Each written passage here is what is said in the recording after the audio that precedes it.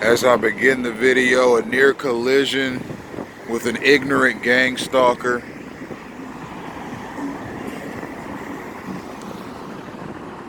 It just doesn't stop. Hi, it's your host, E.I. Smith, and it is Sunday, April 14th, 2019, and it is 9:43 p.m. I am in Sunny Isles Beach, Florida. One of my favorite cities in South Florida to visit because of the stunning architecture and its proximity to the beach. The beach is just on the other side of that walkway there. And because it's so close to the beach, it sits right on the water. There's always a nice cool breeze that passes through. That's one of the gang stalker's favorite tactics right there, is obstructing your movement with vehicles. And boy, I tell you, it's something else. So I'm here in Sunny Isles Beach, Florida. I'm in the process of recording new gang stalking videos because as I was clearing space in my Google Drive account, I mistakenly deleted all of my gang stalking in action videos.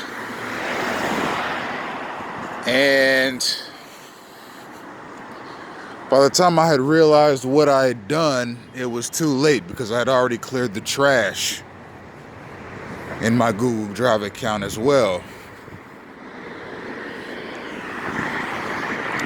The only original video I was able to save was Gang Stalking in Action Part 5, which was filmed in Hallandale Beach, Florida.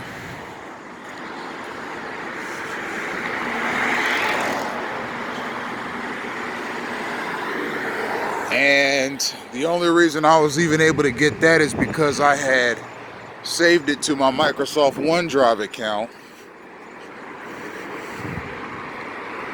and stumbled across it by mistake. So I was able to save one of the originals, and that makes me happy. But I'm just sick over the loss of the other 11 videos because of the time and effort it takes to make them. However, gang stalking does not change. It's ever pervasive, and it's not as if I'm not gonna find other instances of gang stalking against my person anyways. So I'll just make new videos. Gang stalking is a joint effort between governmental, federal law enforcement, semi-law enforcement, various corporations,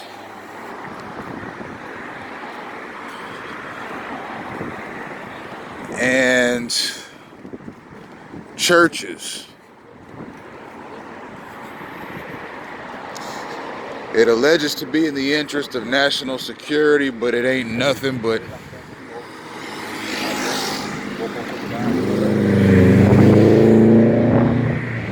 Young Turk tactics from the Communist Revolution in 1917. Third Reich tactics from Nazi Germany. KGB tactics from the USSR and Soviet Russia. COINTELPRO tactics, which can be observed and studied on the FBI's official website. Tactics that were used against dissident groups in the 1960s and 70s. Don't let me forget Ku Klux Klan tactics from the Jim Crow South of the 1920s and 30s. MK Ultra tactics from the 1960s and 70s. MK Ultra can be observed and researched on the CIA official website. It's a combination of all of these draconian programs with the sole purpose of disrupting the lives of select U.S. citizens. I've talked at some length as to how a person can get placed into gang stalking, and I'll briefly sum it up. It's something that a person is placed in by federal law enforcement agencies. Okay, your local police can't put you in a gang stalking program. Your local sheriff's department cannot put you in a gang stalking program. It's something that is done at the federal level. So you can get placed into gang stalking at the recommendation of certain elements in the CIA, certain elements in the FBI, certain elements in the U.S. Marshals, certain elements in the Drug Enforcement Agency, certain elements in the Bureau of Alcohol, Tobacco, Firearms, and Explosives. And you see where I'm going with this. These are federal law enforcement agencies.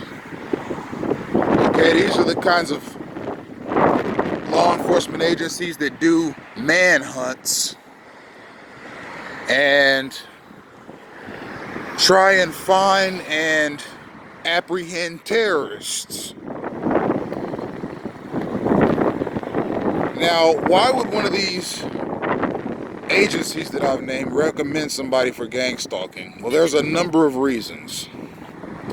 If you're a loner, you can be recommended for gang stalking as a lone wolf terrorist that constantly needs to be watched. You can be put into gang stalking if you have a extremely messy divorce, and that is the men that have to watch out when those messy divorces happen, because it's the men that are put into gang stalking campaigns. You can get put into a gang stalking campaign for being a whistleblower. If you blow the whistle on an organization for being corrupt, you can get put into gang stalking. Why? Because that leads us into the next reason that you can get put into gang stalking: for making the wrong enemy. If you blow the whistle on a corrupt organization, you'll likely make enemies, especially if the corruption was making people money. You can get put into a gang stalking campaign if you have an inheritance, meaning you are the beneficiary on someone's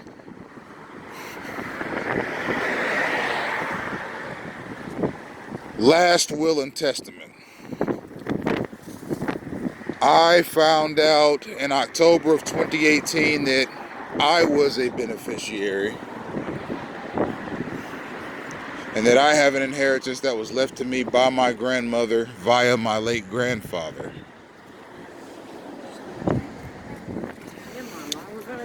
And my grandmother is still alive and is in good health for a woman that is 92 years old.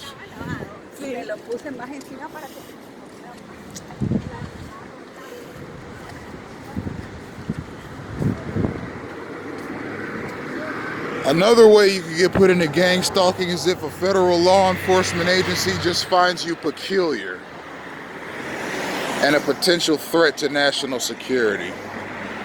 How could a person be labeled peculiar? Well, your entire life is looked at and analyzed. And if the way your life has gone up to the time that you get put into a gang stalking campaign fits the description or fits the narrative or fits the pattern of the lives of former terrorists, then you could get put into a gang stalking campaign.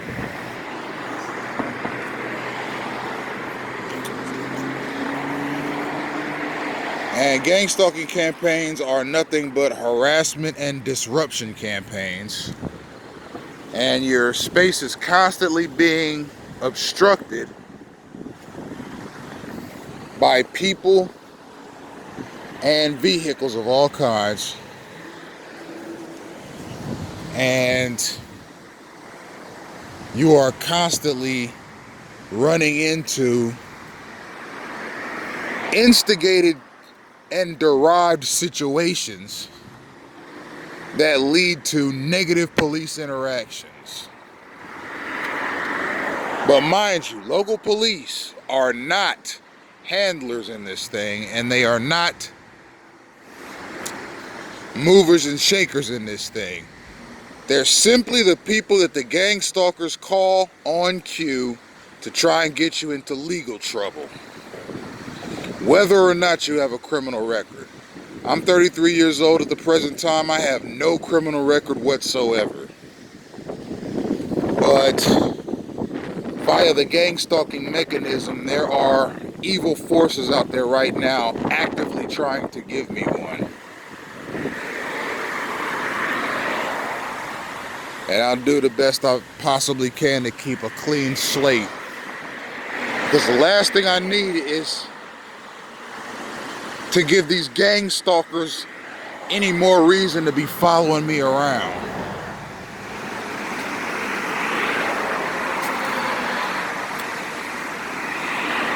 Gang stalking is something that can be looked up online. There's no official information on it right now. There's nothing coming out of the United States government about it. But that's okay, because there was nothing coming out of the United States government about COINTELPRO and MK Ultra until the programs were ended.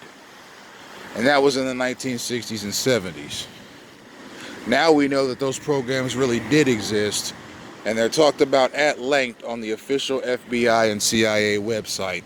Gang stalking is in that same boat, and eventually it will be talked about on official government websites as well. And speaking of websites, I forgot to mention one thing. Again, an abundance of police officers, firefighters, EMS drivers, etc., public works people, public employees, government employees are constantly being put in the face of the targeted individual, not for his safety, but to give the gang stalkers around him confidence. If he resists you, if he argues with you, if you assault him and he defends himself against you physically, call the police and we'll get him arrested or killed.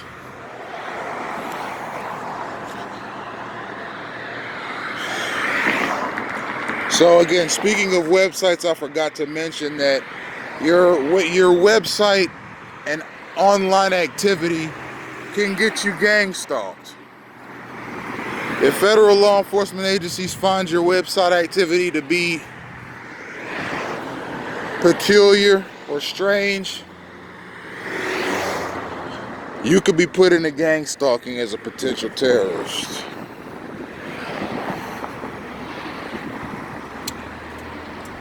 Now,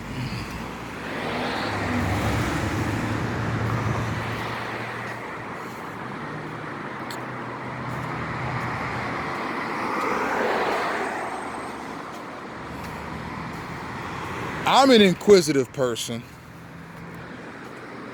I have a naturally inquiring mind. If you go to any of my websites, Bible discourses, discourses on philosophy, at Set It In House on Twitter, at Bible Discourses on Twitter, Bible Discourses on Pinterest, EIS Media Group on Twitter. If you go to my Facebook page, Emmanuel Isaiah Smith, you will see a virtual library of information that I put together myself because I enjoy it, I learn from it, and it satisfies the curiosity that I have naturally about the world around me, past, present, and future. I have a naturally inquiring mind. I've been to every kind of website that there is. And in the process, some federal law enforcement body looked at it and said, you know what, that's peculiar. We're gonna have to keep an eye on this kid, regardless of if he has a criminal record.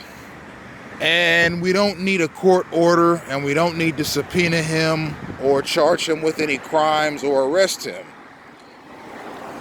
And the reason that they don't need those legal documents is because gang stalking intensified. It was already in existence before 9/11, but it intensified when 9/11 happened and the Patriot Act was passed.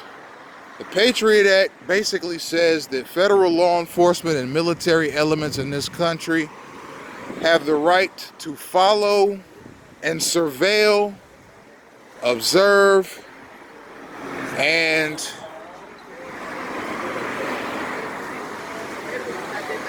basically tail any U.S. citizen for any amount of time, for any reason, without a FISA warrant, and without cause. Yes. Have a seat? Yes, sir. What's the problem? Somebody said that you have a gun in your backpack. Do you have a gun in your backpack? No, sir. Okay. And this officer just asked me if I had a gun in my backpack.